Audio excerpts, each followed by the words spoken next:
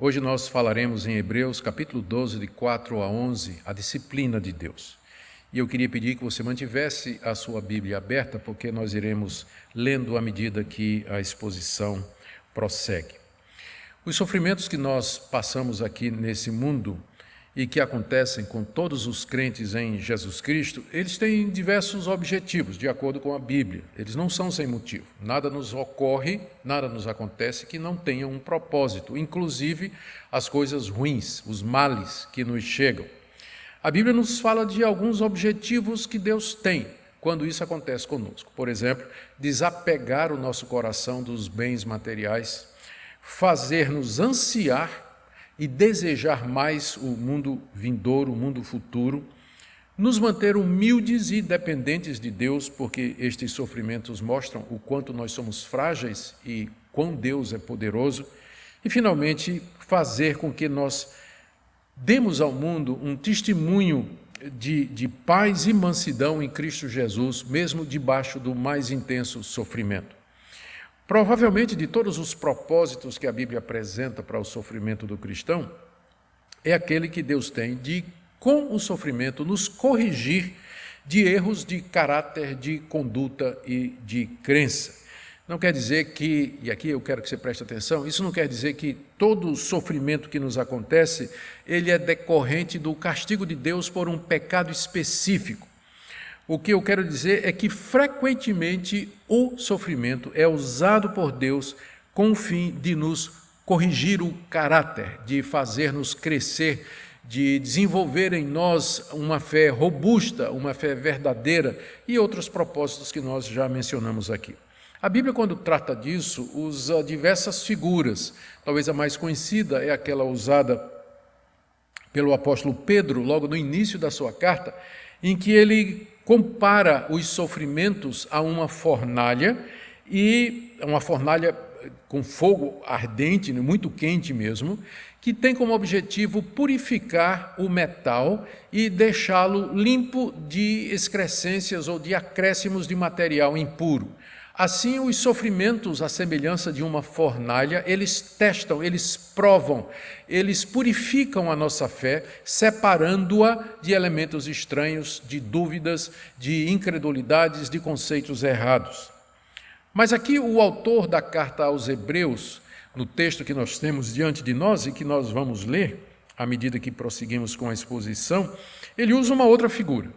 Ele usa a figura de um pai amoroso que castiga seu filho com o objetivo de corrigi-lo e, dessa forma, fazê-lo crescer, em outras palavras, querendo o seu bem, querendo o melhor para o seu filho, muito embora o filho, ao ser disciplinado, ao ser corrigido, certamente não vê aquilo ali como uma coisa boa.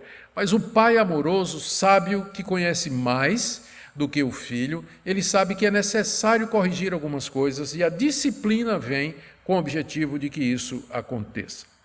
Em outras palavras, os leitores da carta aos Hebreus deveriam ver as perseguições que eles estavam passando como sendo correções do Pai Celestial, porque essa era a situação deles. Eles estavam sendo perseguidos por causa de Cristo. Essa perseguição incluía assédio, intimidações, ameaças e prisões que os faziam pensar a voltar atrás. Como o nome da carta indica, esses leitores eram hebreus, eles eram judeus que haviam se convertido a Jesus Cristo e que, por conta disso, estavam sofrendo a perseguição dos seus patrícios, perseguição dos sinédrios, das sinagogas e mesmo de familiares que não se conformavam com o fato de que eles haviam aceitado Jesus Cristo como sendo o Messias prometido. Era necessário que esses cristãos entendessem que Deus permitia que eles passassem por esses sofrimentos como sendo uma forma de purificá-los, de fortalecê-los, e assim eles pudessem tomar as atitudes corretas. O autor de Hebreus escreveu essa carta com o objetivo de encorajá-los a fugir dessa tentação da apostasia. E uma das estratégias do autor de Hebreus é dizer que os sofrimentos deveriam ser vistos como a disciplina de um pai amoroso e que eles deveriam se submeter e não desanimar diante do que estava acontecendo. O autor, então, do texto que nós acabamos de ler, ele coloca 5 esclarecimentos a respeito dos sofrimentos que os seus leitores queridos estavam passando. O primeiro era esse, que ainda não estava tão ruim quanto poderia ser. Verso 4. Na luta contra o pecado, vocês ainda não resistiram até o sangue. Eles estavam engajados numa luta. E a luta era o pecado, especialmente o pecado da incredulidade e o pecado da apostasia, de negar a Jesus Cristo e voltar atrás. E era uma luta intensa. A palavra luta aqui é a tradução da palavra grega agonizomai, que em nosso português ela é passada com o verbo agonizar, que significa um esforço muito intenso, que provoca agonia. Essa é a palavra que é usada aqui no verso 4. Na luta agonizante de vocês, na luta profunda de vocês contra o pecado. O nosso autor diz que, apesar de ser uma agonia, uma luta agonizante, ainda não havia chegado ao clímax, ou seja, ainda não era tão ruim quanto poderia ser, porque eles não tinham ainda derramado sangue. Na luta contra o pecado, vocês ainda não resistiram até o sangue, ou seja, vocês não resistiram às perseguições a ponto de selar com sangue a fé de vocês, o sangue de vocês, pela morte por serem discípulos de Jesus Cristo. Eles não haviam derramado ainda sangue por amor a Deus e a Cristo, como os heróis da fé que são mencionados aqui no capítulo anterior, ou mesmo como o próprio Jesus, que é mencionado aqui no início do capítulo 12, que sofreram, que morreram, derramaram o seu sangue por obedecer a Deus. Eles ainda não haviam chegado a esse ponto. Por mais intensa que fosse a luta debaixo das perseguições, a luta contra o pecado da incredulidade e da apostasia, ainda não era a hora de desistir, porque ainda não era tão ruim quanto poderia ser. Eu queria que você pensasse nisso, que nos nossos sofrimentos nós geralmente pensamos, não pode ficar pior, sempre pode ficar pior, sempre pode. Por isso não é momento de desistir. Você pode reclamar, você pode lamentar diante de Deus, é perfeitamente válido, mas desanimar, jogar a toalha, voltar as costas para Deus e ir embora, isso nem pensar, você ainda não resistiu até o sangue. O segundo esclarecimento que o nosso autor dá aqui com relação aos sofrimentos é que o sofrimento ele é a disciplina paternal de Deus para com os seus filhos, e era assim que os sofrimentos deveriam ser vistos. Isso aí está nos versos 5 a 6. Como judeus, os seus leitores conheciam bem o Antigo Testamento. E lá estava escrito que Deus castiga e corrige os seus filhos a quem ama. Aqui há uma citação do livro de Provérbios, capítulo 3, versos 11 e 12. E é em torno dessa passagem que o nosso autor escreve esses 2 versículos aqui que eu vou ler em seguida. Vocês se esqueceram da exortação, aquela de Provérbios, que lhes é dirigida como filhos. Filho meu, não despreze a correção que vem do Senhor, nem desanime quando você é repreendido por ele, porque o Senhor corrige a quem ama e castiga todo filho a quem aceita.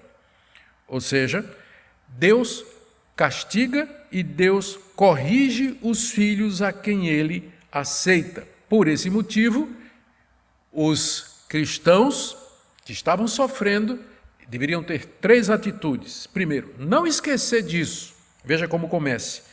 Vocês já se esqueceram do que está escrito no Antigo Testamento de que Deus castiga seus filhos e corrige seus filhos. Então, nunca se esqueça disso, que isso não é Deus com raiva de você, mas isso é Deus corrigindo você para o seu bem. Segundo, não despreze essa exortação de Deus. Filho meu, não despreze a correção que vem do Senhor. Desprezar aqui seria endurecer o coração, seria blasfemar contra Deus ou culpar a Deus, enfim, não aceitar aquela correção que Deus está fazendo. Terceira recomendação, não desanime debaixo da correção de Deus quando você for repreendido, corrigido. Final do verso 5, não desanime quando você é repreendido por Deus. A causa que é dada aqui no verso 6 é essa, porque o Senhor corrige a quem ama e castiga todo filho a quem aceita.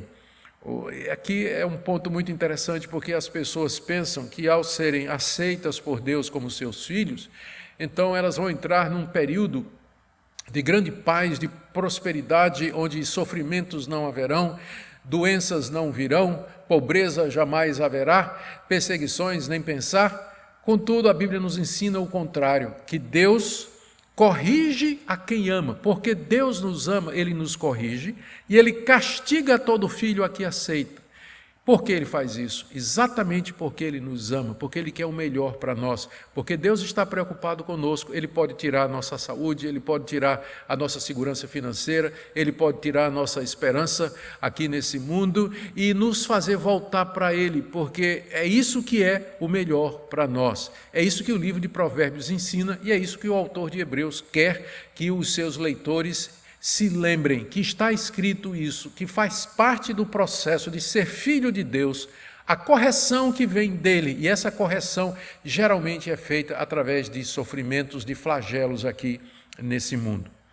O terceiro esclarecimento que nosso autor dá aqui, com relação aos sofrimentos, é que eles, na verdade, provam que nós somos filhos de Deus. Versos 7 e 8. Deixe-me ler para vocês. É para a disciplina que vocês perseveram. Deus os trata como filhos. E qual é o filho a quem o pai não corrige? Mas se estão sem essa correção, da qual todos se tornaram participantes, então vocês são bastardos e não filhos. A disciplina aqui mencionada no verso 7 é o alvo da correção de Deus. É para a disciplina que vocês perseveram, ou seja, é para que vocês se tornem pessoas disciplinadas, que vocês devem perseverar e aguentar essa correção que vem de Deus. Esse é o alvo de Deus, que você tenha uma vida disciplinada, que é uma vida cristã equilibrada, madura, controlada, cheia do fruto do Espírito. E por que Deus faz isso conosco? Exatamente porque nós somos seus filhos. Naquela época, filhos ilegítimos, eles eram sustentados pelos seus pais, mas não eram treinados e disciplinados. O filho legítimo, que seria o herdeiro do nome e dos bens e da fortuna do seu pai, ele passava por um extremo treinamento antes de poder herdar toda a fortuna e o nome do seu pai. Portanto, a falta de correção não é prova do amor de Deus, mas sim de que não somos seus filhos. Não é interessante isso? A falta de sofrimentos, a falta de correção, não é uma prova de que nós somos de Deus, mas é uma prova de que não somos, porque Deus corrige e disciplina todos os seus filhos. Eu quero dizer o seguinte, para explicar isso. Eu não posso corrigir o filho do outro, os filhos dos outros. Eu corrijo o meu próprio filho, eu tenho autoridade sobre meus próprios filhos, mas eu não fico corrigindo os filhos dos outros. Deus corrige quem é seu filho. É por isso que os que não são filhos de Deus, eles cometem tantas coisas erradas e prosperam. Nada lhes acontece, não vem nenhum raio do céu, a terra não se abre para engolir os corruptos, os bandidos, os criminosos, os traficantes, os estupradores, os imorais. Não, eles passam por essa vida aqui sem enfrentarem essas dificuldades, enquanto que o crente, aquele que teme a Deus e que é piedoso, com muita frequência, sofre muito aqui nesse mundo. Será que nós deveríamos ver isso aí para dizer assim, então ele não é filho de Deus? É exatamente o contrário. Deus castiga a todo aquele que recebe por filho. A ponto do autor aqui dizer, se vocês estão sem essa correção, vocês são bastardos, filhos ilegítimos e não filhos de Deus. Aqui nós vamos para o quarto esclarecimento que o nosso autor nos dá a respeito dos sofrimentos, está aí nos versos 9 e 10, que é necessária a submissão da nossa parte ao sofrimento para que a disciplina produza o efeito desejado. Vamos ler aqui do verso 9 ao 10. Além disso, nós tínhamos os nossos pais humanos que nos corrigiam e nós os respeitávamos. Será que então não nos sujeitaremos muito mais ao Pai espiritual para vivermos? Pois eles nos corrigiam por pouco tempo, segundo melhor lhes parecia. Deus, porém, nos disciplina para o nosso próprio bem, a fim de sermos participantes da sua santidade. Todos nós nos sujeitamos à disciplina dos nossos pais terrenos, não é verdade? Pelo menos na minha época era assim. Eu me lembro muito bem das vezes que eu era corrigido pelo meu pai ou pela minha mãe e que eu tinha de me submeter e aceitar. E naquele tempo a sandália havaiana era o instrumento mais usado para reforçar a disciplina e a correção que era feita. E nós nos sujeitávamos. E os nossos pais nos corrigiam de acordo com aquilo que eles achavam que era certo. E eles visavam somente corrigir falhas e defeitos que eles percebiam no nosso comportamento, ou então tinham como objetivo nos levar a fazer alguma coisa certa. E nós tínhamos, então, de nos submeter à disciplina dos nossos pais. É isso geralmente o que é que acontece. O filho, ele se sujeita à disciplina do seu pai terreno, por mais limitado que os seus pais sejam. Se isso é assim no plano humano, nós temos muito mais razões para nos sujeitarmos à disciplina e à correção que vem da parte de Deus. Porque veja o que diz aqui o nosso autor. Ele se refere a Deus como sendo o nosso Pai espiritual, em contraste com os nossos pais segundo a carne. Ele é chamado de Pai espiritual porque ele sabe todas as coisas, porque ele não está sujeito às tentações e falhas dos pais terrenos aqui desse mundo, porque ele é Espírito puríssimo, perfeito e imutável no seu ser e na sua onisciência, onipotência, na sua misericórdia, em todos os seus atributos. Ele é o nosso Pai espiritual. Ele é muito acima dos nossos pais terrenos aqui, sem que com isso nós deixássemos de respeitar e honrar os nossos pais aqui. Mas o nosso Pai espiritual, ele está nos céus. Se nós nos sujeitamos aos nossos pais aqui nesse mundo, quanto mais ao nosso Pai espiritual, é o argumento que é usado aqui. Portanto, se nós nos sujeitarmos ao Pai espiritual, não somente nós aprenderemos caráter aqui nesse mundo, aprenderemos e teremos uma vida disciplinada, mas como diz o final do verso 9, nós viveremos eternamente, herdaremos aquele reino celestial que esse Pai celestial está preparando para nós. O quinto esclarecimento que o nosso autor coloca aqui é que o resultado final da disciplina compensa o sofrimento presente. Deixe-me ler aqui o verso 11. Na verdade, toda disciplina ao ser aplicada não parece ser motivo de não parece ser motivo de alegria, mas de tristeza. Porém, mais tarde produz fruto pacífico aos que têm sido por ela exercitados, fruto de justiça. Aqui é uma verdade que eu sei que é comprovada pela sua própria experiência. Ele diz no verso 11 que toda disciplina ao ser aplicada não parece ser motivo de alegria, mas de tristeza. Exatamente. Quando a gente está debaixo da vara, a gente não sente alegria, a gente se entristece de vergonha, se entristece de dor, se entristece pelo que está passando ali, se entristece de arrependimento por ter falhado e agora nós estamos sendo corrigidos. Não é no momento motivo de alegria, não é. Porém, diz o texto aqui, ela mais tarde, a disciplina aqui, que é a vara do sofrimento, que usa a vara do sofrimento, mais tarde essa disciplina produz fruto pacífico aos que têm sido por ela exercitados, fruto de justiça. Ou seja, essa disciplina que no momento não parece ser motivo de alegria, mas de tristeza, ela vai mostrar o seu valor mais adiante, depois do momento da disciplina. Mais adiante é que nós vamos ver os efeitos disso aí, se nós nos submetermos humildemente. Diz que haverá um fruto pacífico de justiça, ou seja, haverão obras ou haverá ações ou resultados na nossa vida que serão pacíficos. A referência é provavelmente a fruto do Espírito Santo que opera em nós, alegria, longanimidade, domínio próprio, mansidão, retidão, enfim, toda essa série de virtudes que Deus deseja de nós. Mas estas coisas se conseguem através da disciplina de Deus em nós, é através da correção, que no momento parece ser só motivo de tristeza, que estas coisas serão produzidas mais adiante. Por isso nós não devemos desanimar. Aqui a palavra exercitado é a palavra de onde vem a nossa palavra em português, ginástica, e que significa um treinamento intenso. A disciplina nos exercita, ela exige de nós o exercício como de um ginasta, o exercício dos músculos espirituais, e isso depois haverá de produzir bom fruto.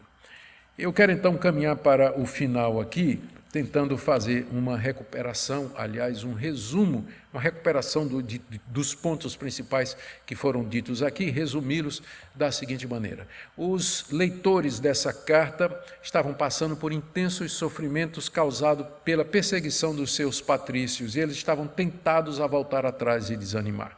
O autor da carta aos Hebreus a produziu com o objetivo de encorajá-los a permanecer e para que eles olhassem para aqueles sofrimentos intensos da perspectiva de Deus e que eles percebessem que ainda não era tão ruim como poderia ser, eles ainda não tinham resistido até o sangue, que eles percebessem que Deus trata os seus filhos dessa maneira para o bem deles. Deus corrige a todo filho que recebe, e que isso era, na verdade, uma demonstração de que a filiação deles era legítima, que eles eram filhos de Deus, ao contrário do mundo, que com frequência comete atos contra Deus e nada lhes acontece, porque Deus reserva para o juízo final o castigo, que eles vissem a disciplina como tendo objetivo maior, moldar o caráter deles, e que eles pensassem no resultado final, embora no momento eles estivessem sofrendo, mas no final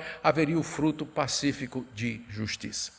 E são estas lições que eu queria trazer para você, que talvez esteja passando por um momento de grande dificuldade agora, nessa crise toda que assola o nosso planeta, trazendo efeitos para a economia, para os relacionamentos, para a saúde.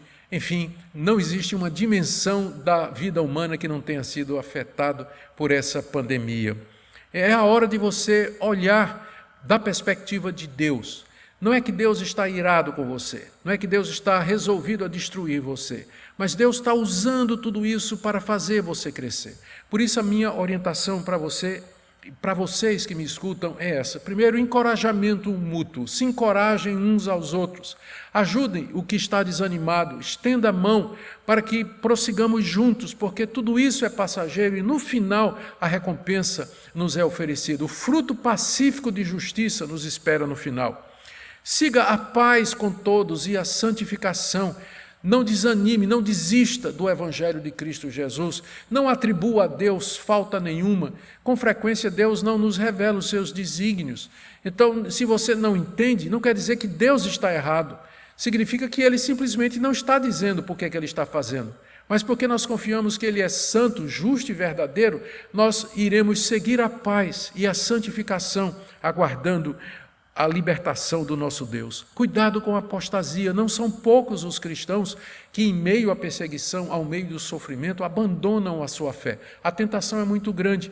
Medite em tudo isso que você ouviu aqui e fique firme na fé. Cuidado com a raiz de amargura. Cuidado com aquela mágoa no fundo do seu coração, se você perdeu alguma coisa, alguém, perdeu status, perdeu salário, perdeu meios de sustento e está profundamente angustiado, não deixe que a amargura entre no seu coração, mas medite nestas coisas, medite nas promessas de Deus, na bondade de Deus e aproveite para confessar os seus pecados a Deus, pedir para Ele mudar sua vida, e tome atitudes práticas, aguentando com paciência a correção de Deus no meio de todas estas coisas. Eu queria orar com você agora, especialmente você que está passando por esses momentos de tanta angústia, para que Deus mostre a você o que precisa ser mudado, o que precisa ser transformado. Pai querido, ó Deus, ilumina o coração de todos nós, o que nós precisamos mudar, o que nós precisamos crescer. A nossa fé está defeituosa, Senhor. Temos pouca paciência. Tem ira no nosso coração, Senhor. Pensamentos impuros. Temos cometido imoralidade, ó Pai. Nos ajuda a ver que o Senhor conhece tudo isso. Exatamente porque o Senhor lê o nosso coração e a nossa mente, é que o Senhor nos corrige e o Senhor nos disciplina. Dá-nos verdadeiro arrependimento, quebrantamento diante de Ti. Purifica-nos, purifica a nossa fé. E não permita que nós sejamos testados mais do que nós podemos suportar. Eu oro, Senhor, por aqueles que nos ouvem e nos seguem. Que o Senhor lhes dê graça e misericórdia e paz. Em nome de Jesus. Amém. Deus abençoe sua vida e Deus console e conforte o seu coração de acordo com a sua palavra. Amém.